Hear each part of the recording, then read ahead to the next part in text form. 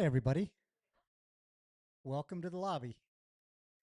Thanks for coming in. This is a cool activity that we do once a month, the fourth Thursday of every month. And the idea really is when we started this co working space, it was very transactional. We'd have people come in, they'd leave that day. And it just felt like we were talking to a lot of people, we were meeting a lot of people, but they'd leave and they didn't ever have a chance to like connect. And so when we started doing these fireside chats, what we found is that there were a lot of people that were moving into Salida and they were great.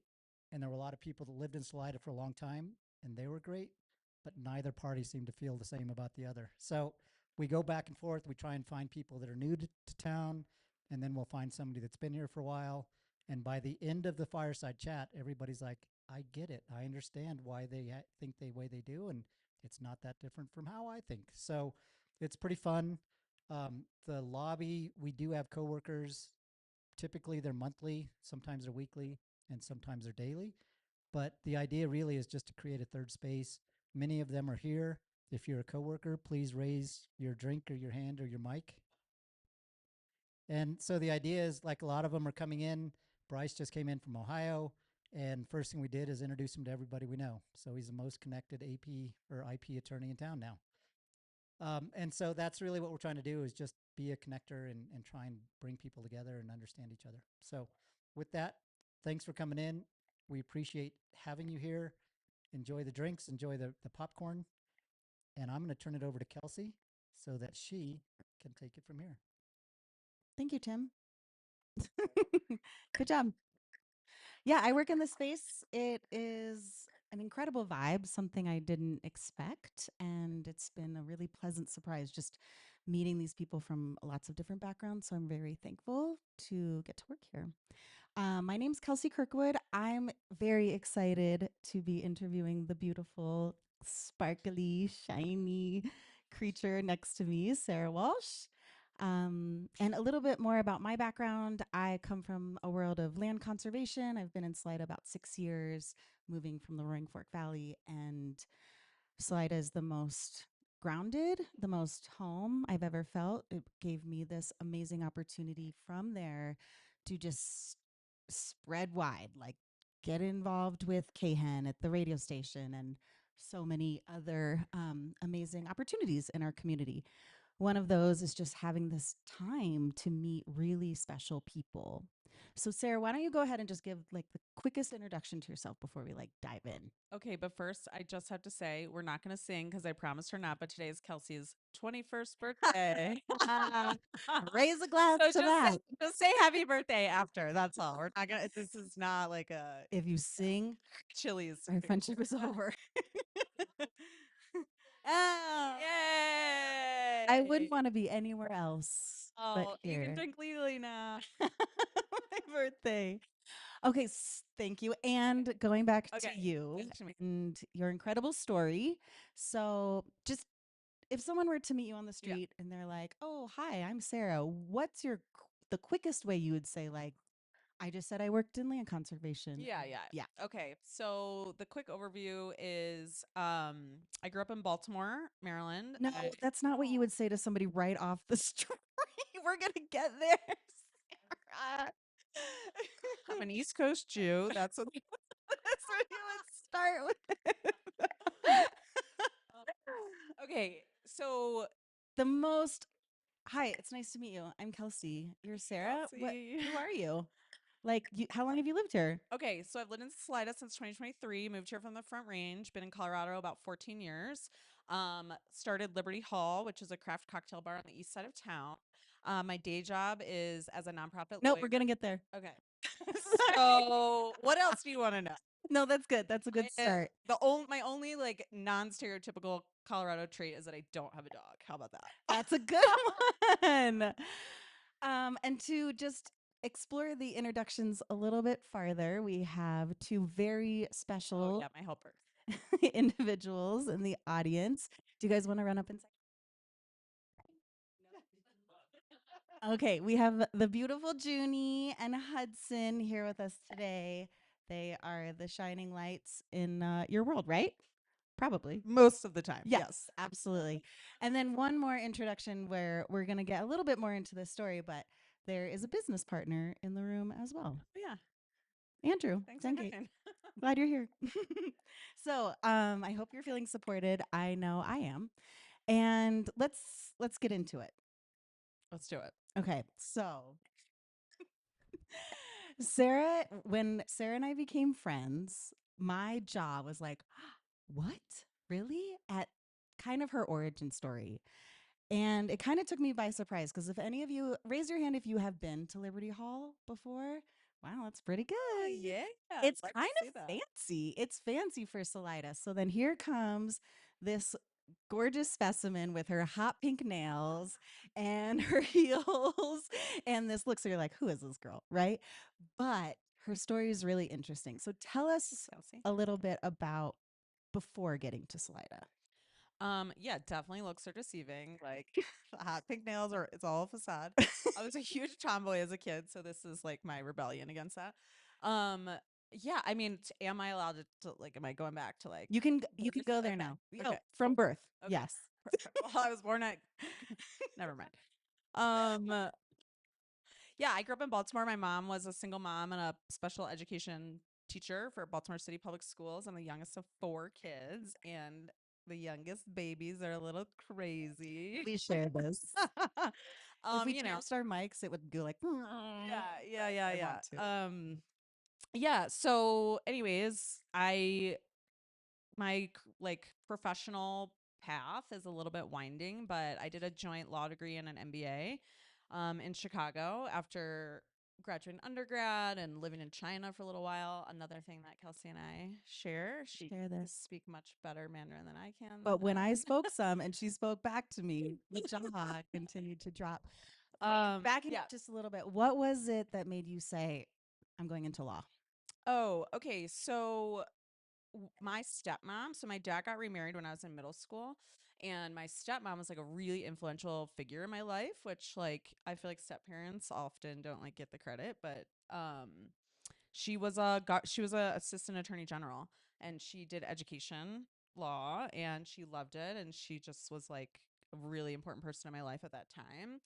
And that was like I used to like go with her to her job, and also like I'm good at reading and writing, not good at math, so this is what you do.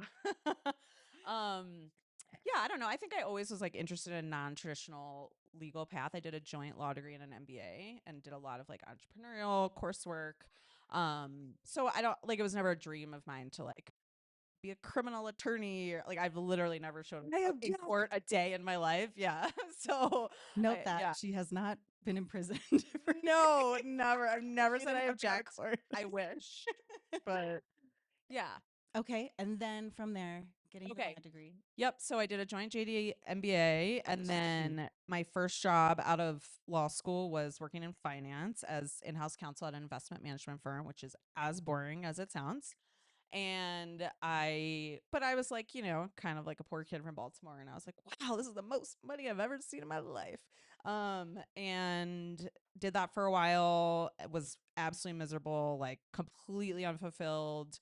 Was like, all I'm doing is making rich people richer. This is like not how I grew up. This is not the best use of whatever skills and, abilities I have. In that time in your life, did you meet anyone who is still special to you and that you've stayed in touch with, or are you like, goodbye? Okay, funny enough, the first investor of Spirits of the West was my boss from that job. No way. Yes. That was not a planned question. Yes, that is true. This is true.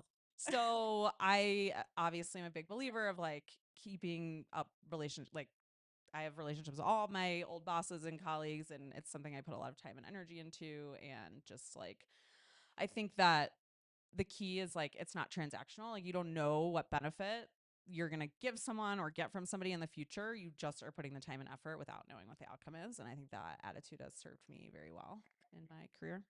Amazing. Yeah. So from this law firm, Yeah. you kind of skedaddled west. Skedaddled. Yeah. Moved to Denver. Joe and I moved to Denver in 2014 So where did you meet Joe? in Chicago. Wait, Where was the law firm? Yeah, in In Chicago. Chicago. So I went to law school in Chicago, worked there for a while. Yes, sorry. That's where Joe grew up. And then we lived there for a while. And he was just like, classic 20 something, like, I want to be a ski bum. Let's move to Colorado. I'd literally been to Colorado once. And I was like, Mhm. okay. Yeah, and it was amazing. I loved it. I worked at a startup, like a financial, like an investment management startup in Denver. As In this role, were you lawyering? I was lawyering, but I like kind of slowly started taking on a lot more like operational stuff. Like we were opening a new headquarters. We were like it was a heavily venture capital backed company that eventually actually got bought by Empower, which Empower, they own Mile High Stadium. And it was just like that, like all hands on deck mentality really suited me. I was like, okay, this is my jam. Like I get bored easily. I'm a generalist. I'm like jack of all trades. Like, let's go. I loved that vibe. Still hated working with finance bros. So that wasn't the thing.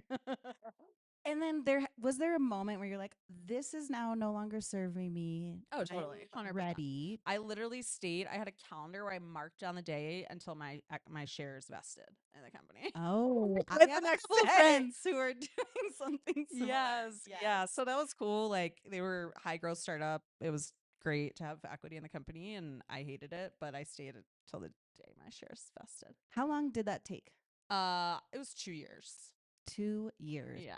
No kiddos yet. No kids yet. Living in Denver, just like this is like before Denver was like that, when I had like one good restaurant. Sure. Maybe it has more For now. some people in the Not as many as like Salida. I remember those days. Yes. Okay, and then from here, this is like I think where a lot of your heart starts coming into your work. Yeah. Yeah, I appreciate that. So I got accepted into this like pretty prestigious kind of fellowship program that's through the Yale School of Management, and it's specifically was designed to take people with skills in the private sector and sort of give them experience and help them get a foot in the door in the public sector. So like anybody who's like, yeah, I have a ton of, I have a bunch of letters after my name. I've worked in the private sector, but I'm freaking miserable and I want to like do something that's more fulfilling.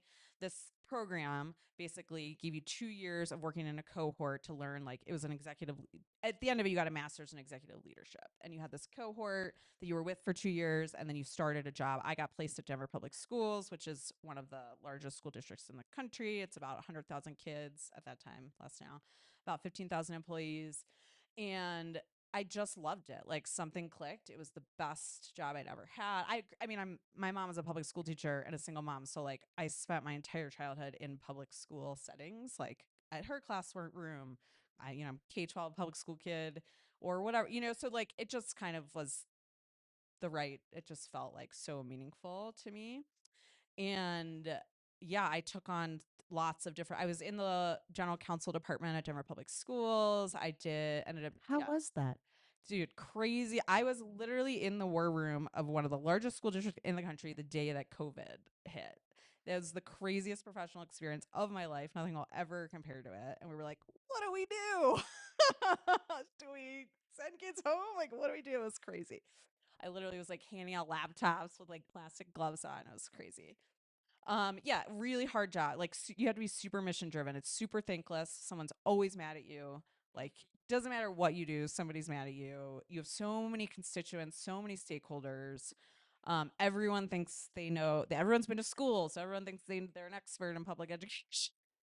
Yeah, but I loved that. Like that kind of challenge was like just the best. So the juxtaposition between this startup and then moving into Denver Public Schools, was it like a breath of fresh air? 100%. Or was it like so chaotic that you were like, No, I loved 100%. I was like, this is the thing. Like, I loved it so much. I loved the challenge. It was so much harder. I always tell people, like, yeah, like finance. And I worked in a particularly complex area of finance. Nothing is more complicated than trying to like buy a building when you have to get 6 boards to approve the transaction and like do community engagement for 2 years. It's like, can we just buy the dang building? But you can't.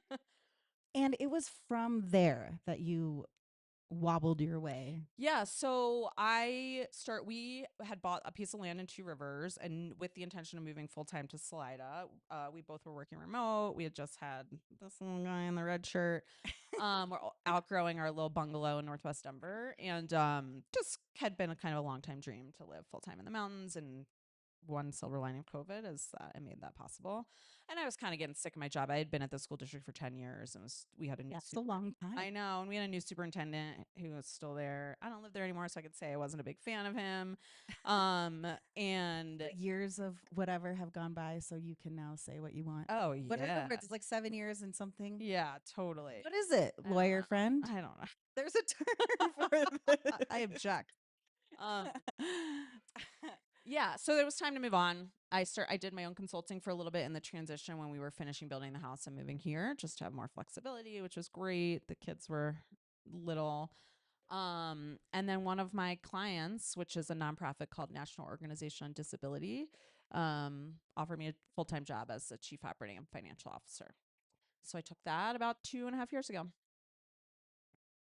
That's a really generic name for an organization, and I find myself forgetting it often. It's valid. We've talked about a rebrand many times. Can you say it again? National Organization on Disability. Okay, It's been around since the 80s, so the name was created in the 80s. I'm from the 80s. Same. I should know this. And you have told me some pretty cool stories about what the organization has done and what they're doing. Yeah. Do you want to share any of that? Sure. Yeah. It's awesome. Like, super grateful that I fell into it. They're based in New York. I work fully remote, and our employees are everywhere. But we do really amazing projects with like large, like Fortune 500 companies, to make their workplaces better for people with disabilities. So an example is we did a big project with Toyota where we helped them to outfit a manufacturing facility in Texas that was specifically designed for people with disabilities. So like the way the layout was designed, the lighting, like the way the height of the tables, all that kind of stuff. And then we do like more boring stuff like audits of human resource practices and stuff like that for big companies. So it seems like amazing. I mean, I love what you're doing now. And it's crazy to think that like, oh, we know Liberty Hall. We're getting to know Spirits of the West. And these aren't your like, no, I know. I wish they were my full-time job, but somebody needs health insurance. There's a full-time job. There's 2 little ones right here. Like it's a sickness. It's a sickness for sure. A high functioner. Mm-hmm. And it sounds like moving from that startup space and then into your heart space. And do you have any stories from working at Denver Public Schools or working in your organization now that you're like, oh, I have a really funny one from DPS. Okay. So I was working on a teacher housing project, which like teacher housing, everyone loves that, right? Like teachers should have affordable housing. And we were trying to convert a building that had been closed like 15 years prior. It was literally sitting there empty. We were trying to convert it into teacher housing, and I had to lead this big community meeting about it. And I was like, look at my bar charts. Like, this is a good idea. And literally someone stood up and said, "This is indentured servitude." I was like, what?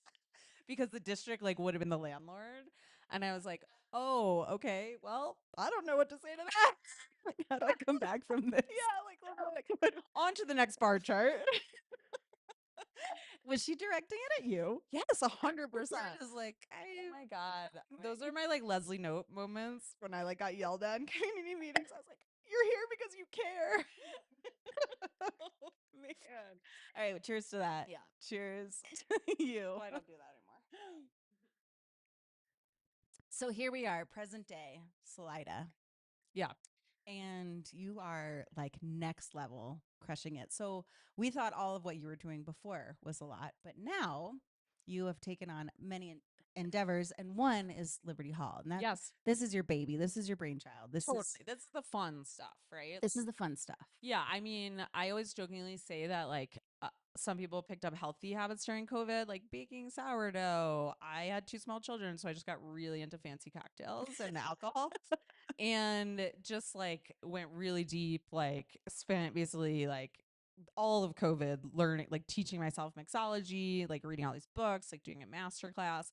So I would say I was just like a cocktail enthusiast. And then I think some of us are also cocktail enthusiasts. it's the beauty of Salida. But we live over in Two Rivers, and so they were building the Mayfly, the building. If you guys have been over there, where Liberty Hall is now, and it was just starting to be built. And I wish I had a better story other than I was I always felt like, and this was before like the Office Bar was open. I was just like, I wish that Salida had like a good, like cozy cocktail bar. Like I just want a place that's like cozy and small, and I can get a really nice cocktail. And the beauty of Salida, which is like the intersection of just like how cool it is to own a business here, is that like that is possible here. Like I would have never been able to do that in Denver. Like I wouldn't have even dreamed of it, but it just felt possible. And I just kind of started dreaming of it. And then my friend Emmy, her and her husband also own it, had just had a baby.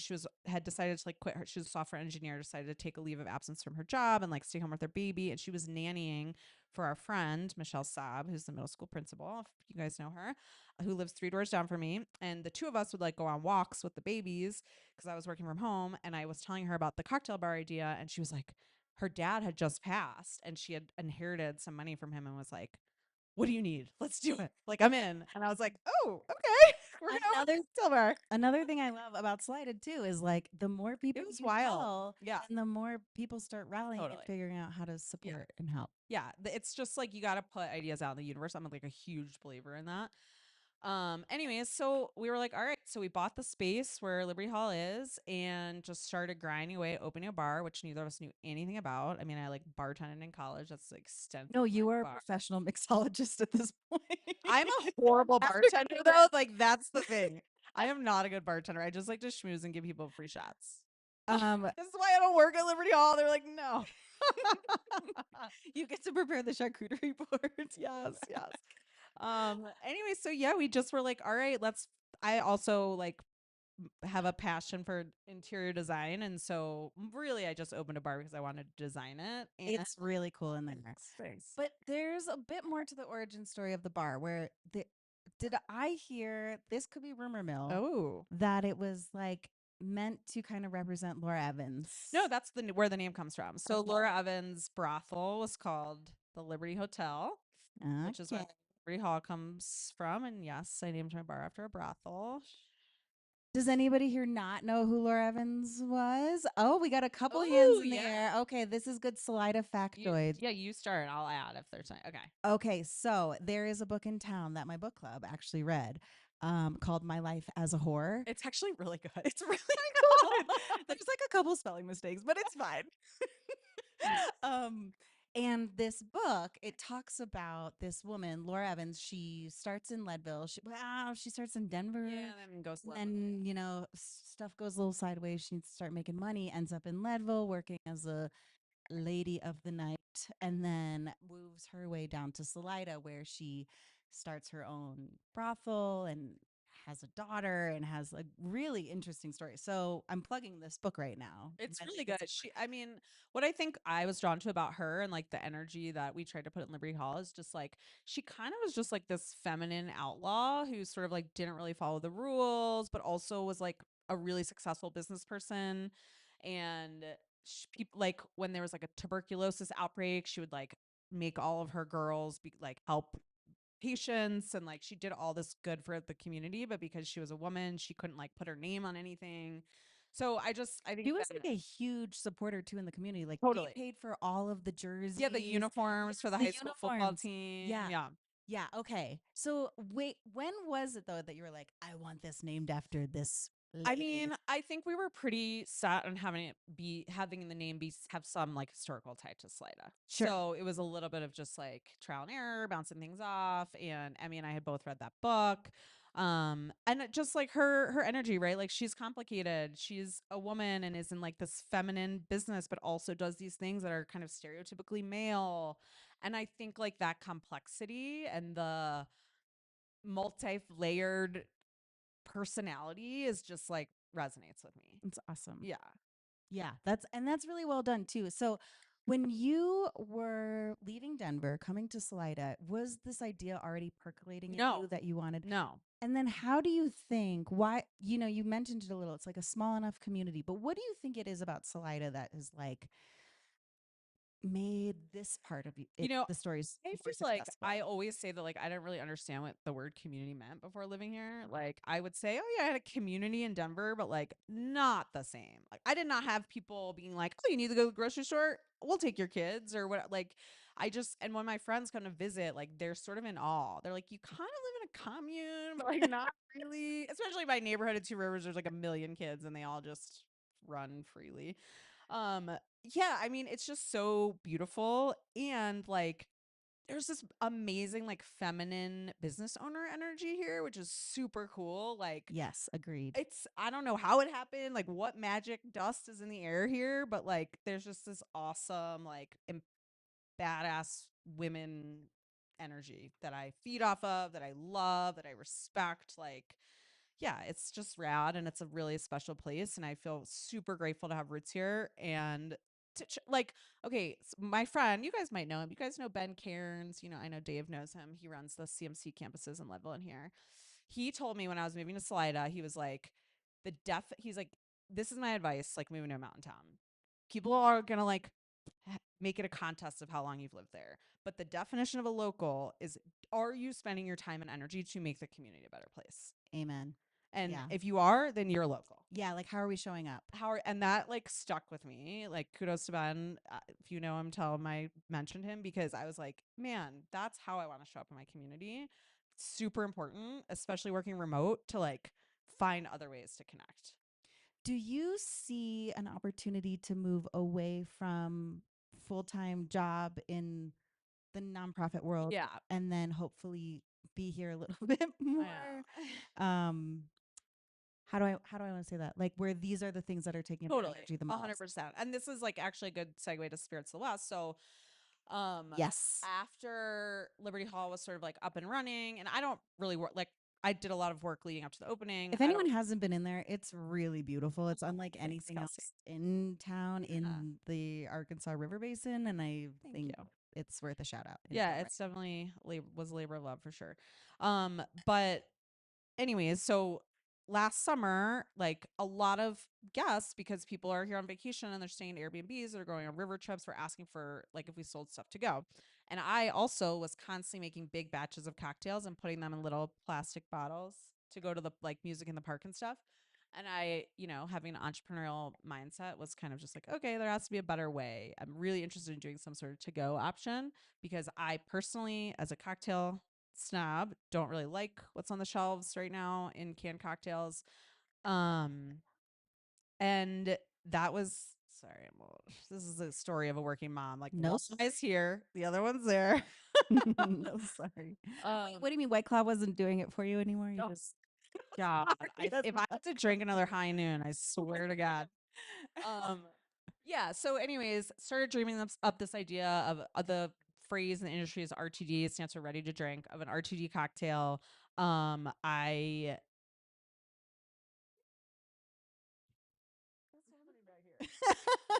He stole her glasses. Hudson brought them. I was like, you know what? This is real. working mom life. Like this is what happens when we're thinking about RTDs. We're also thinking about Hudson stealing Junie's sunglasses. This is why I need RTDs. This is why. Anyways, okay. So then Andrew came on board. He helped like sort of bring the whole vision to life with the artwork and the can sourcing. And it's just been like green lights since then. Like as we started shopping it around, everyone that we talked to in the industry was like, oh, this is a really good idea. Like I in my head at first I was like, oh, we'll just sell it at Liberty Hall to go. And then everyone we talked to was like, no, this is really cool. The branding's really cool. We have this really unique lid that opens all the way. You can put ice directly in the can. And I just was like, okay, I guess this is going to be bigger than just sell, it just sort of took on a life of its own. And we've been just pushing really hard on that ever since. And we hopefully will have several thousand cans to sell like by the end of next month. Woohoo! Which is really exciting. So Where can we find those cans? So, hopefully we'll have statewide distribution. We'll probably start by self-distributing in Chaffey County. So anywhere, liquor stores, hopefully some like brewery. There, it's a great product for breweries for people who don't drink beer, like my celiac friend over here. Um, and then outside of Chaffey County, we'll work with a statewide distributor. So anywhere they sell alcohol, hopefully. Okay, so here's this really beautiful big picture Yeah. of Sarah and these two perfect humans behind us. And Questionable, but okay.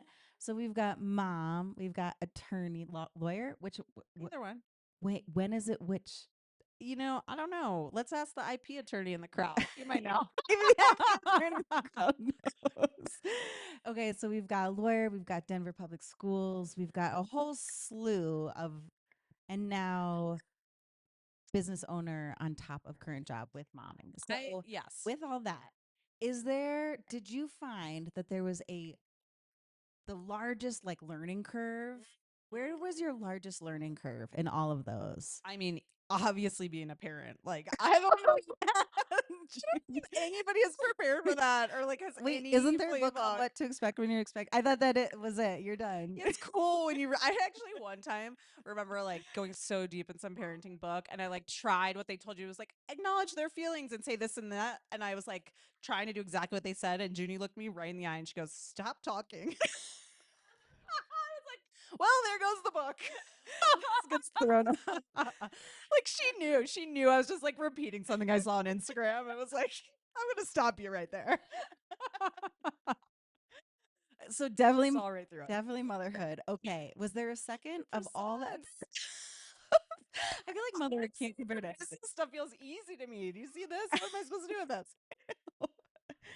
He has something to say. Oh, but it's in front of all these people.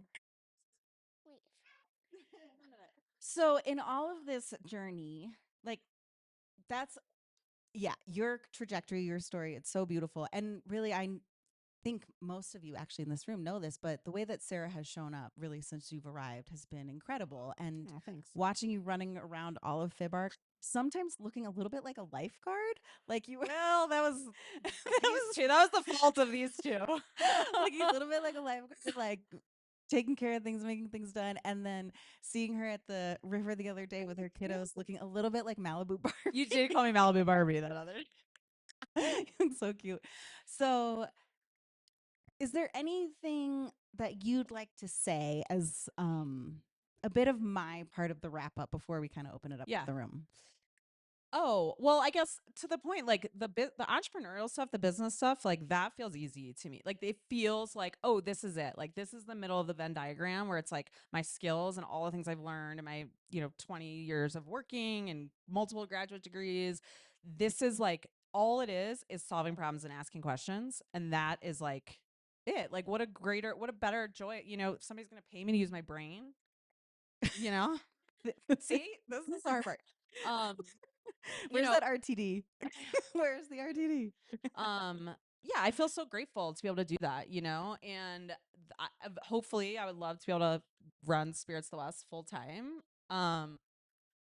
But these two monkeys are going to extend that time frame.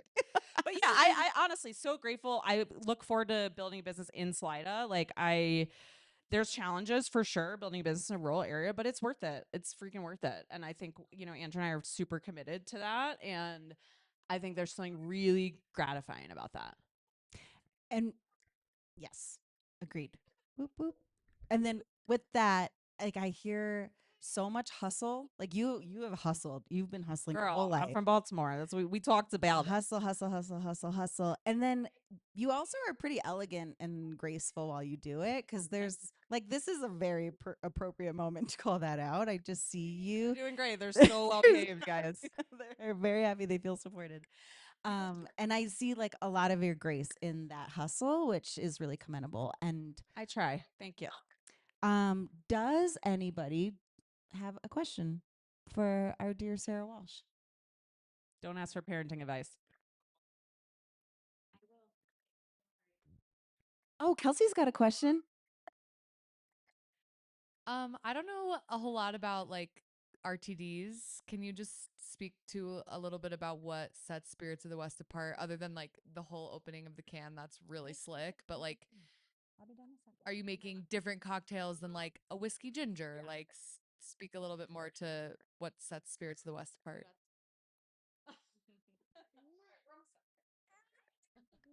Yeah, no, that's a really good question. I think the biggest thing is that we are making like premium cocktails. Like they're better than anything that you can find on the shelves for sure. Like they're made with all natural ingredients. They're high alcohol content. They're like real craft cocktails, which is probably the biggest differentiator. Do you want to say something? What's your favorite flavor / cocktail that you have on the lineup?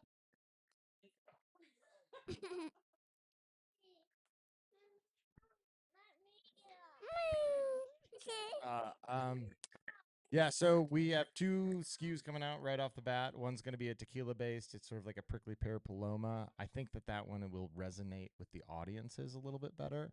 The other one is it's sort of like a Japanese inspired whiskey cocktail, and that one really stands out to me personally. So pretty excited about those. Thanks. In time.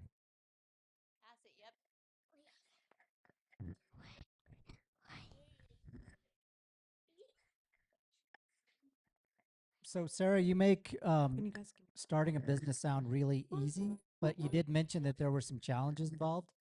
What do you see as being the challenges, both starting a new business in a crowded alcohol drink beverage field, but also in rural?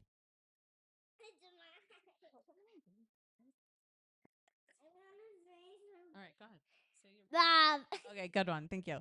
Woo!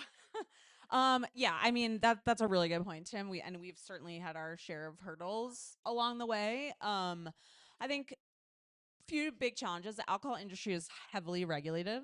So like selling alcohol to the public, it's basically taken us from October to literally we just got our wholesaler license this week to even be able to legally sell a product to the public.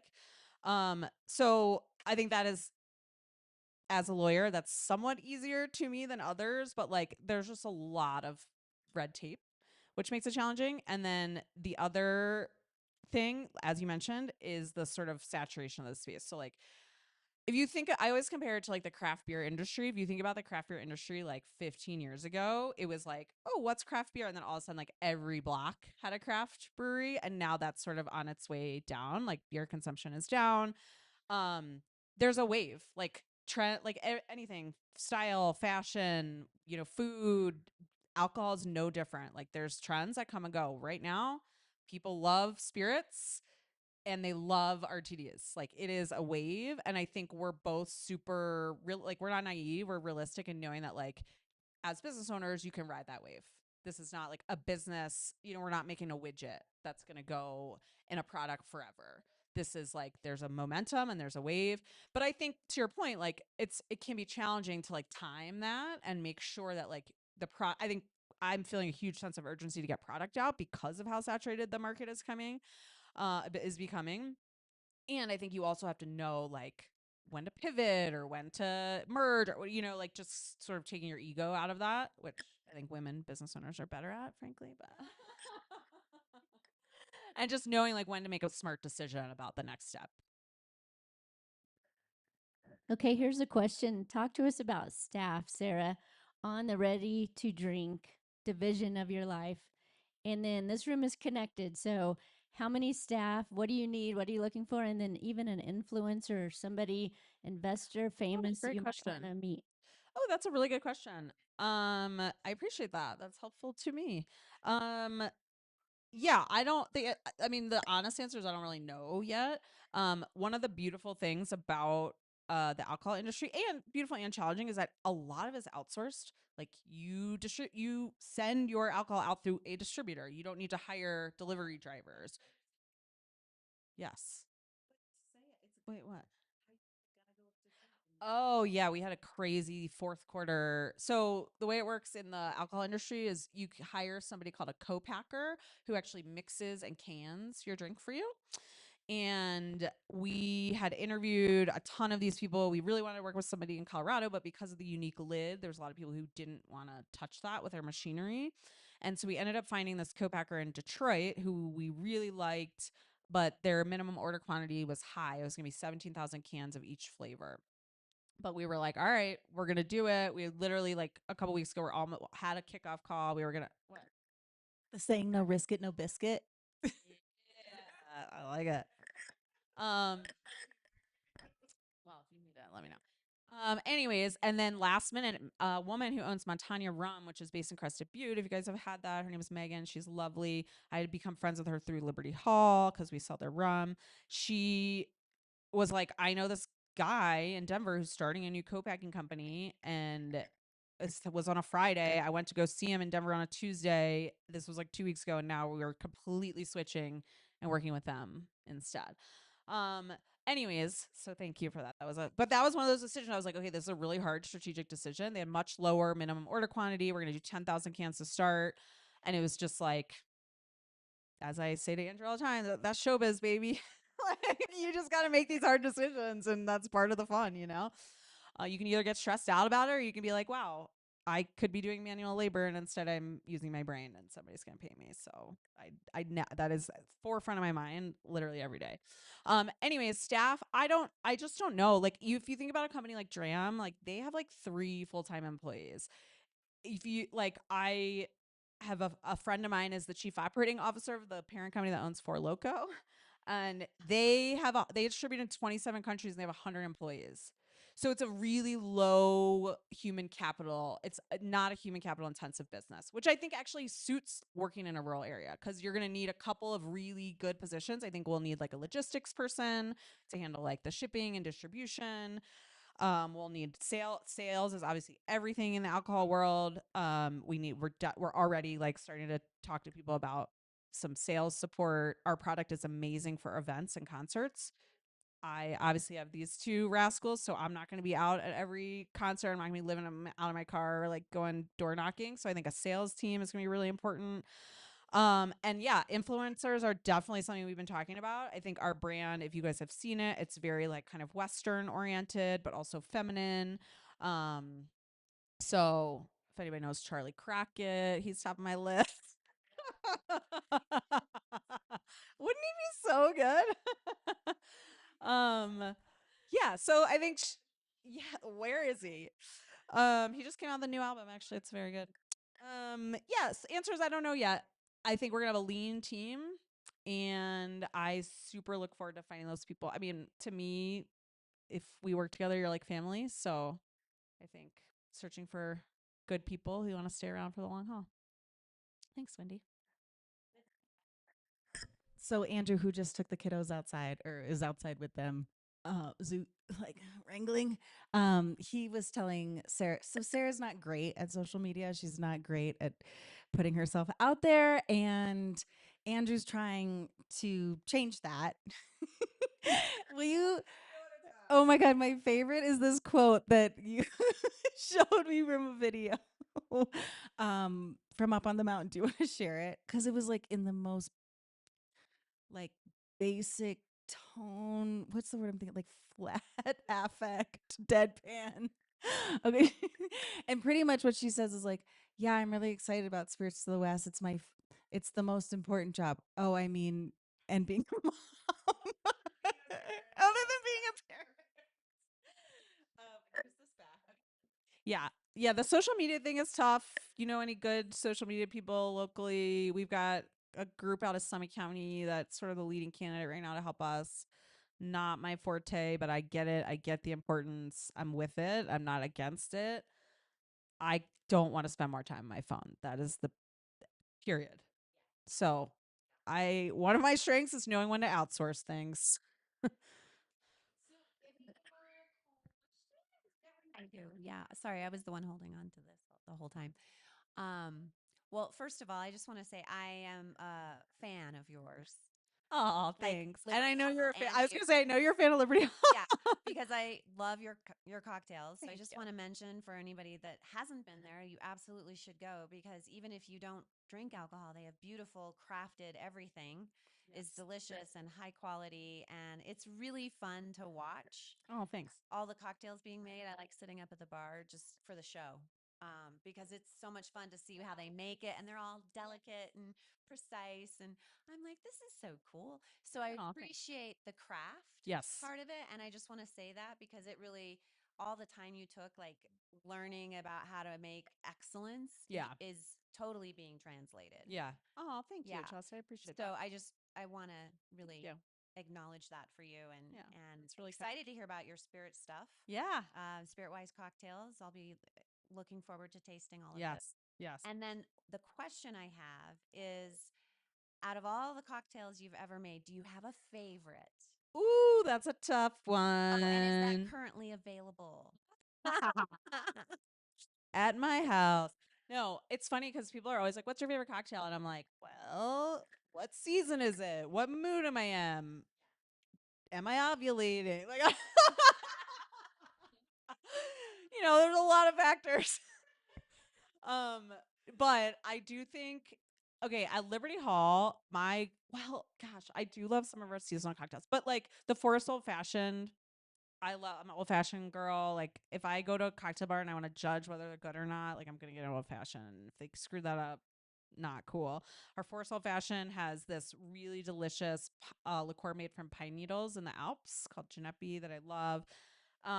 Yeah, so that's probably like my all-time one, but I'm gonna talk about Kelsey's. I was joking about 21st. Today is her 40th birthday.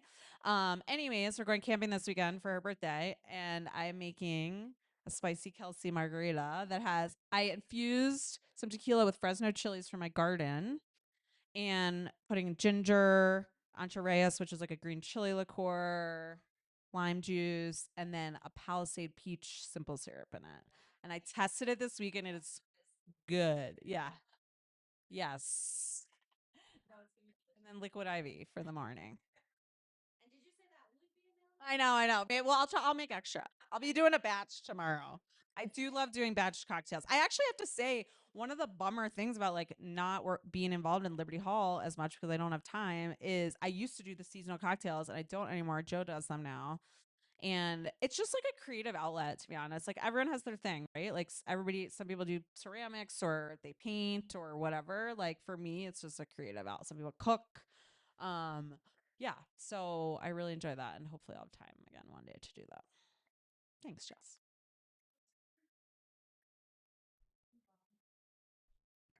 We can go all night. Well, it'll be your birthday day after.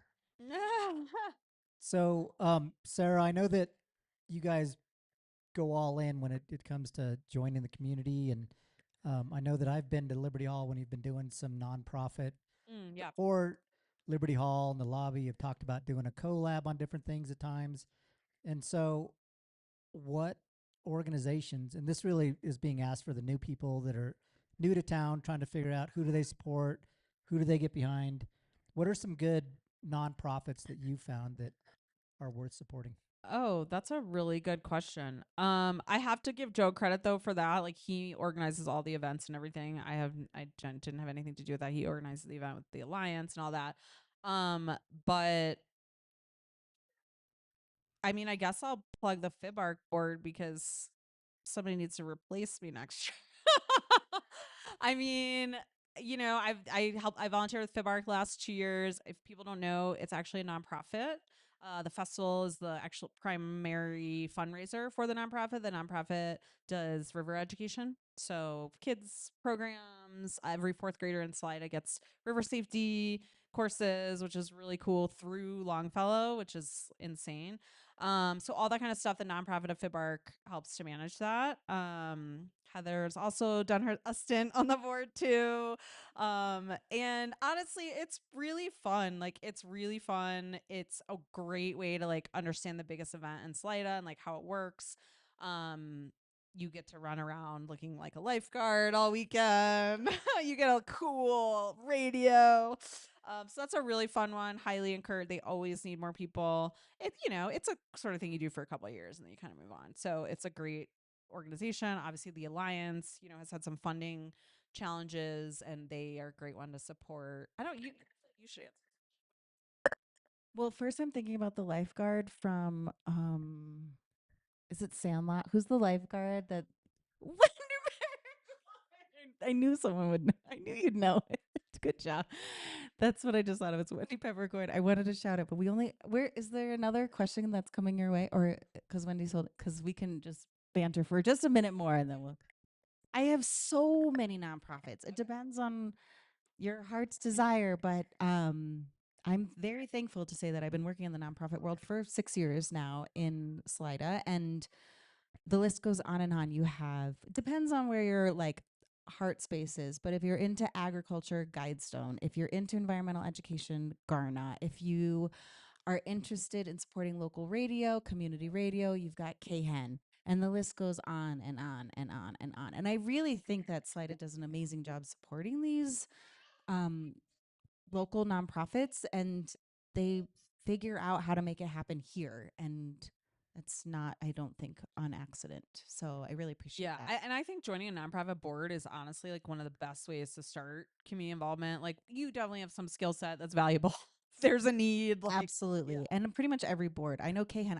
I'm on the KHEN board, and they're looking for more board members. always. So that's another plug. Anything else from the crowd before we close it out? Everything else. Well, thanks, Sarah. Thank you, Thanks friends. for sitting with me and letting thank these. you guys. Thanks everybody. For Yeah, coming. thank you, beautiful listeners, and being part of this. How fun. I feel like we just had this like gal pal moment, and everyone got to witness it. Thanks, everyone. Thanks for being here. Thank you guys.